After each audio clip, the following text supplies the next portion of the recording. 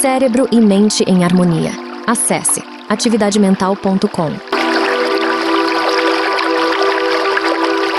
Grandes questões da vida. Explore as questões filosóficas e existenciais que intrigam a humanidade, com perspectivas e reflexões para expandir nossa compreensão. Aqui estão algumas dessas grandes questões e algumas das abordagens comuns. Abordaremos cada uma delas, sob vários aspectos, na tentativa de melhor entendimento.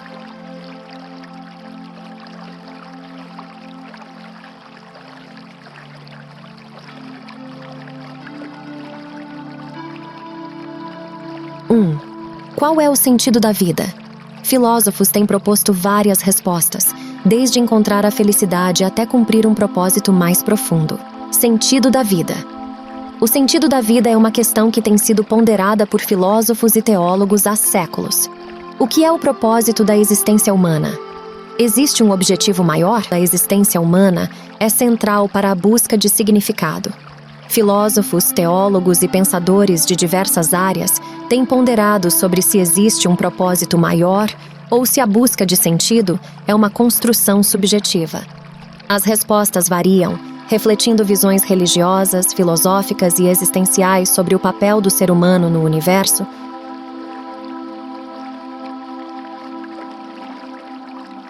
Não há uma resposta definitiva para essa pergunta. Cada pessoa deve encontrar o seu próprio sentido na vida. Algumas pessoas acreditam que o sentido da vida é encontrar a felicidade. Outras pessoas acreditam que o sentido da vida é ajudar os outros. Outras ainda acreditam que o sentido da vida é simplesmente viver a vida ao máximo. Objetivo maior.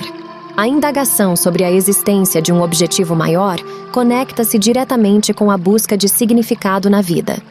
Algumas respostas são encontradas em sistemas de crenças religiosas, onde a existência humana é vista como parte de um plano divino. Outros buscam significado em realizações individuais, contribuições para a sociedade ou na conexão com algo maior que transcende a experiência cotidiana. Na última análise, as grandes questões da vida refletem a busca humana por compreensão, significado e propósito.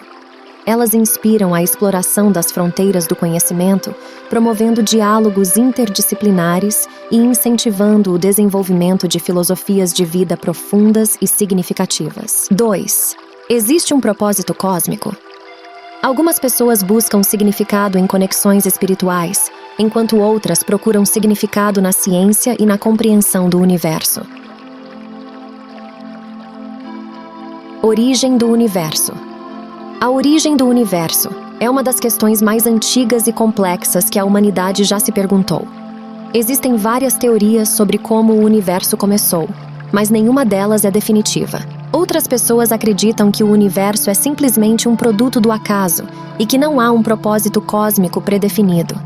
Essas pessoas acreditam que o propósito da vida é criar nosso próprio propósito e que cada pessoa deve encontrar seu próprio significado na vida. Aqueles que buscam significado em conexões espirituais acreditam que a conexão com algo maior do que si mesmo pode fornecer um senso de propósito e significado. Eles podem encontrar essa conexão por meio da religião, da meditação, da natureza ou de outras experiências espirituais. Aqueles que buscam significado na ciência e na compreensão do universo acreditam que compreender o mundo ao seu redor pode fornecer um senso de propósito e significado. Eles podem encontrar essa compreensão por meio do estudo da ciência, da filosofia ou da arte. Em última análise, a questão de saber se existe um propósito cósmico é uma questão de fé. Não há evidências científicas que possam provar ou refutar a existência de um propósito cósmico. Outra teoria é a teoria da criação, que afirma que o universo foi criado por uma força superior, ou Deus. Essa teoria é baseada na crença religiosa de que o universo não pode ter surgido do nada.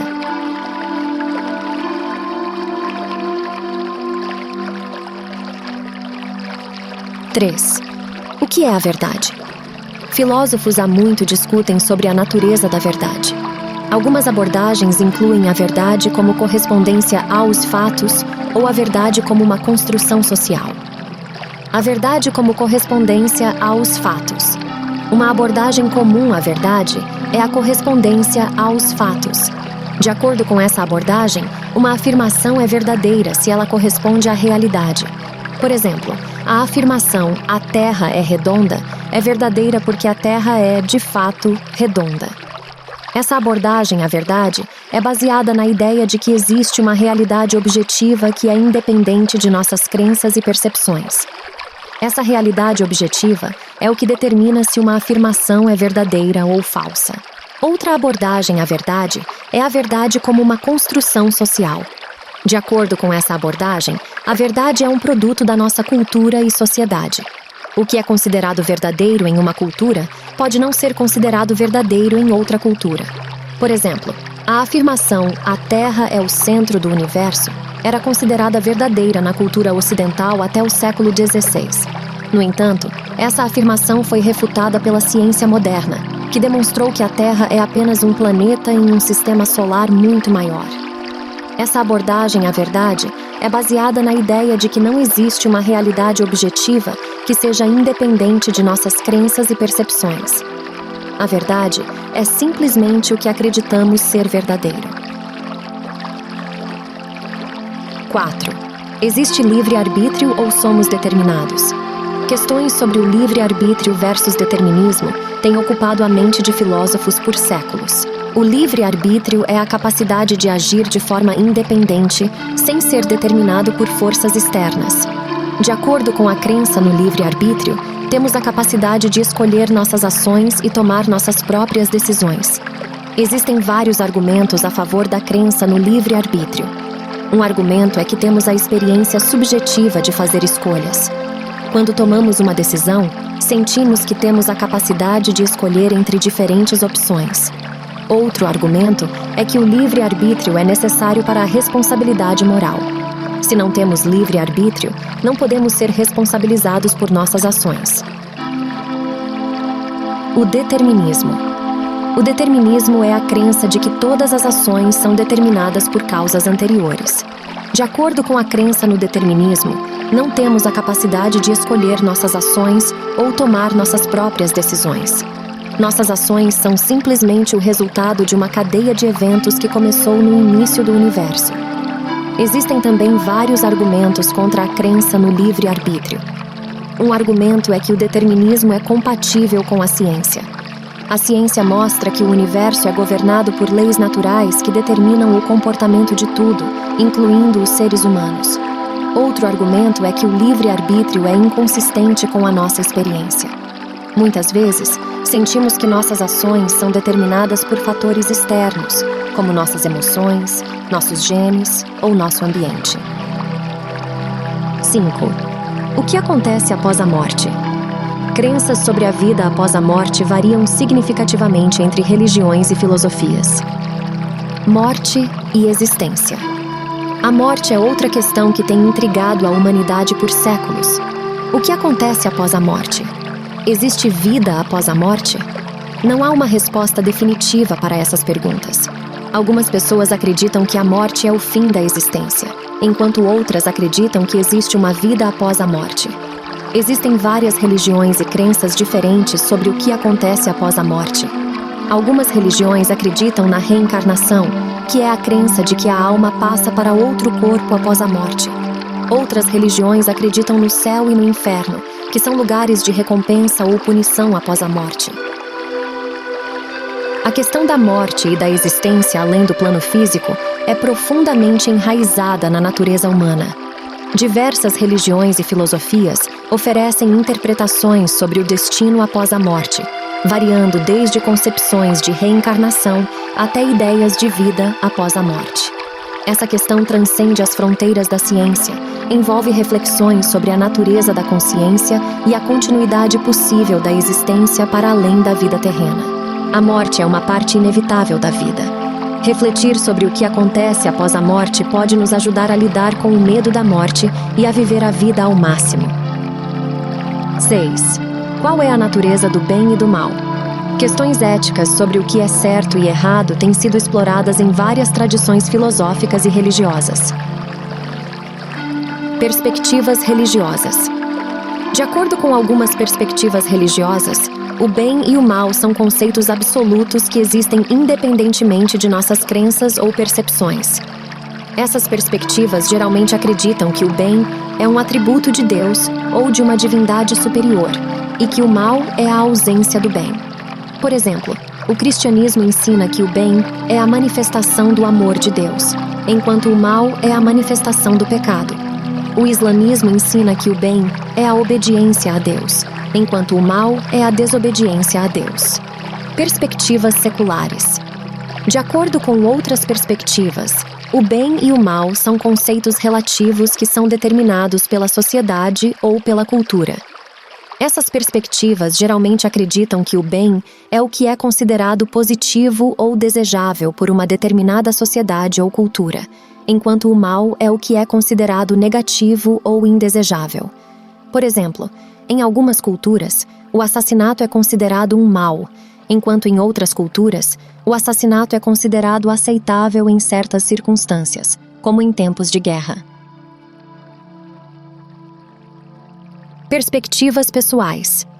Cada indivíduo também tem suas próprias crenças sobre a natureza do bem e do mal. Essas crenças são influenciadas por nossa educação, nossas experiências pessoais e nossas próprias perspectivas sobre o mundo. Por exemplo, algumas pessoas acreditam que o bem é simplesmente o que nos faz sentir bem, enquanto outras acreditam que o bem é o que é moralmente correto. 7. Como alcançar a felicidade? A busca pela felicidade é tema central para muitas filosofias de vida, com ideias variando desde a busca de prazeres simples até a realização de um propósito mais profundo. A busca pela felicidade é, de fato, um tema central em muitas filosofias de vida, e diversas correntes de pensamento oferecem perspectivas variadas sobre como alcançar e compreender a verdadeira felicidade. Aqui estão algumas ideias que destacam essa diversidade de abordagens. 1. O hedonismo. O hedonismo sugere que a felicidade está intrinsecamente ligada à busca do prazer e à minimização do sofrimento. A realização pessoal é encontrada na maximização dos momentos de contentamento e prazer na vida cotidiana. 2. Eudaimonia aristotélica. Aristóteles propôs a eudaimonia como o mais alto estado de felicidade. Para ele, a verdadeira realização vem do desenvolvimento das virtudes humanas e da busca de um propósito mais profundo, envolvendo contribuições significativas para a sociedade e o autodesenvolvimento. 3. Utilitarismo. A filosofia utilitarista, associada a pensadores como Jeremy Bentham e John Stuart Mill, enfatiza a maximização da felicidade coletiva. A busca da felicidade, nesse contexto, está vinculada à promoção do bem-estar geral e à minimização do sofrimento para o maior número possível de pessoas. 4. Budismo e Nirvana. No budismo, a busca pela felicidade está ligada à superação do sofrimento e à realização do nirvana. O caminho envolve a compreensão da natureza transitória da vida e a busca de um estado de paz interior independente das condições externas.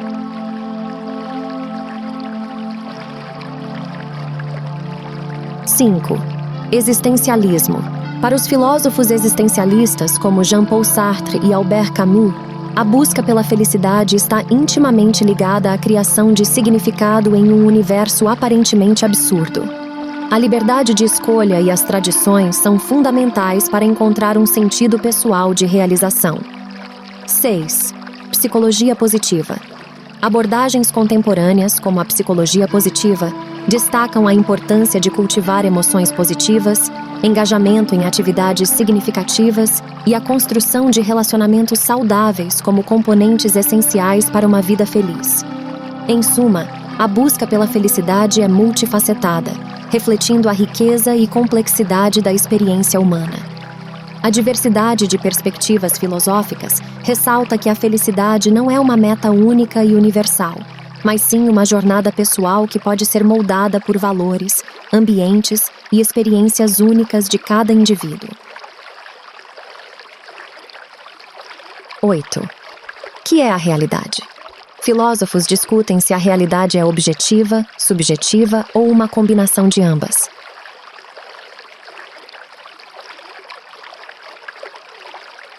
Realidade objetiva. De acordo com a perspectiva da realidade objetiva, a realidade existe independentemente de nossas crenças ou percepções. Essa realidade é governada por leis naturais que são as mesmas para todos, independentemente de suas experiências ou perspectivas. Os defensores da realidade objetiva geralmente acreditam que a ciência é a melhor maneira de compreender a realidade. Eles argumentam que a ciência é baseada na observação e na experimentação, e que essas abordagens podem nos fornecer uma compreensão objetiva da realidade. Realidade subjetiva. De acordo com a perspectiva da realidade subjetiva, a realidade é uma construção de nossas mentes. Essa realidade é moldada por nossas crenças, valores e experiências.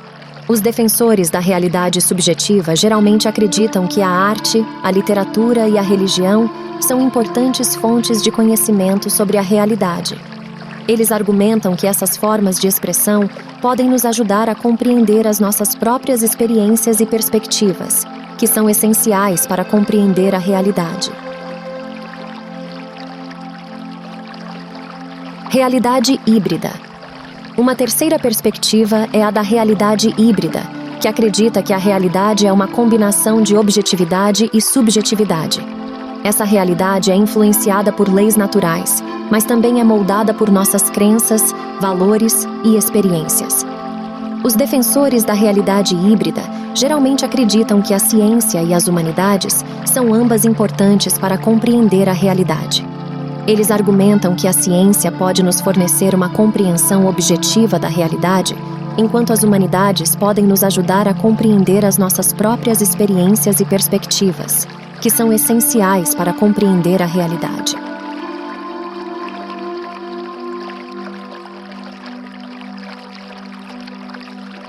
(9) O que é a consciência? A natureza da consciência e da mente é uma questão complexa que envolve campos como a filosofia da mente e a neurociência.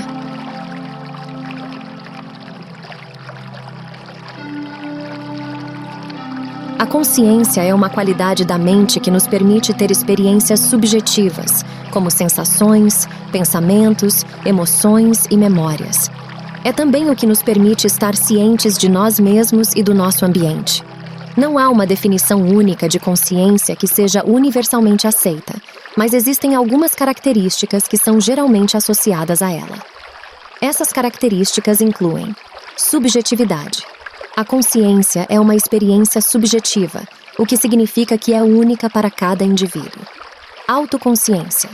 A consciência nos permite estar cientes de nós mesmos e de nossos próprios pensamentos, sentimentos e ações.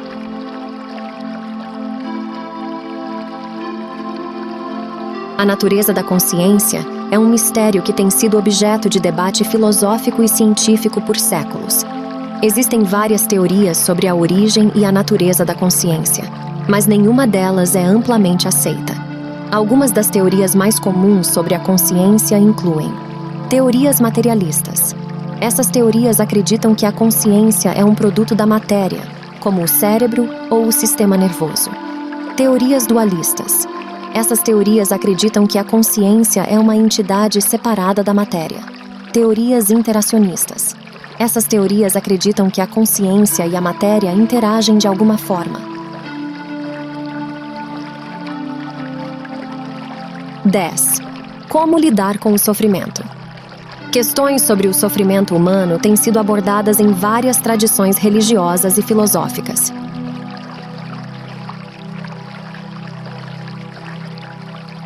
O sofrimento é uma parte inevitável da vida humana.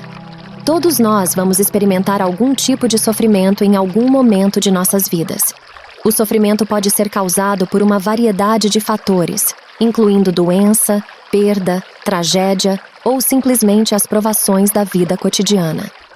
Não há uma resposta única para a questão de como lidar com o sofrimento. O que funciona para uma pessoa pode não funcionar para outra. No entanto, existem algumas estratégias gerais que podem ser úteis. Reconheça e aceite o sofrimento. O primeiro passo para lidar com o sofrimento é reconhecê-lo e aceitá-lo. É importante permitir-se sentir as emoções que vêm com o sofrimento, sejam elas tristeza, raiva, medo ou qualquer outra coisa.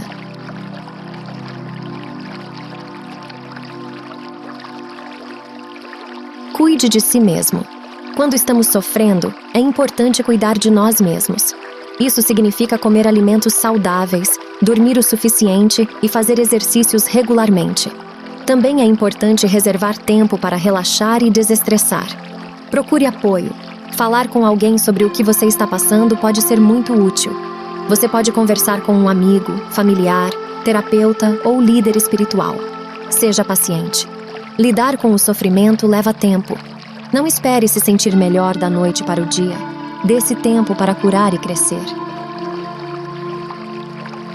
Encontre significado. Encontrar significado no sofrimento pode ser uma maneira de dar sentido ao que estamos passando. Isso pode ser feito encontrando propósito na vida, conectando-se com algo maior do que nós mesmos ou simplesmente tentando aprender com a experiência.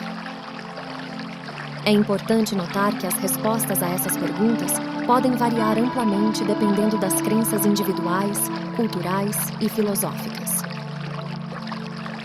Neste canal abordamos temas para o desenvolvimento da mente e bem-estar. Mas se você quiser estimular o cérebro com atividades cognitivas para melhorar o raciocínio, a memória, além de dicas de livros, filmes, viagens, podcasts, atividades com músicas em inglês e italiano, acesse atividademental.com e saiba como. Nos próximos vídeos vamos explorar cada tópico na visão dos grandes filósofos e como aplicar na prática. Até porque, filosofia e reflexão de vida deve ser vivida na prática, como pregavam os estoicos. Cérebro e mente em harmonia. Acesse atividademental.com.